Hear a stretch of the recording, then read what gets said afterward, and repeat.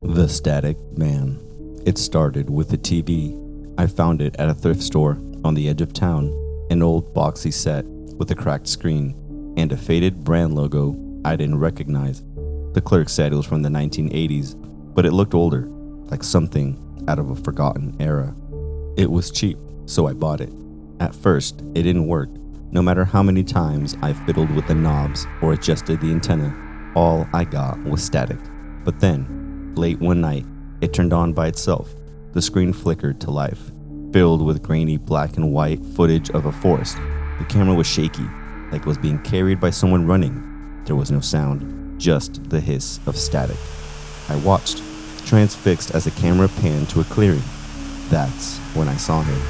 A figure stood in the distance, tall and unnaturally thin. His limbs were too long, his head tilted at an impossible angle. He didn't move, but I could feel him watching me through the screen. I turned the TV off, my hands trembling. But the next night, it happened again. This time, the footage was different.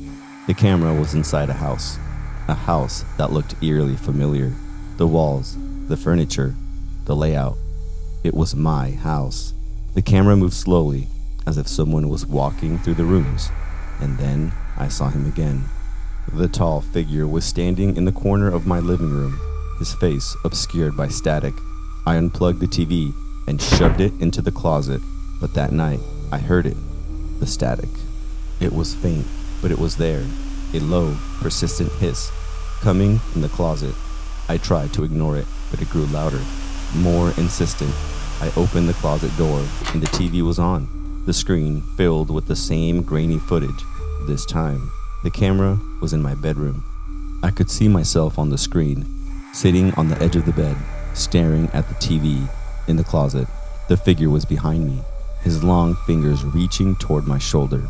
I spun around, but there was no one there. When I looked back at the screen, the figure was gone.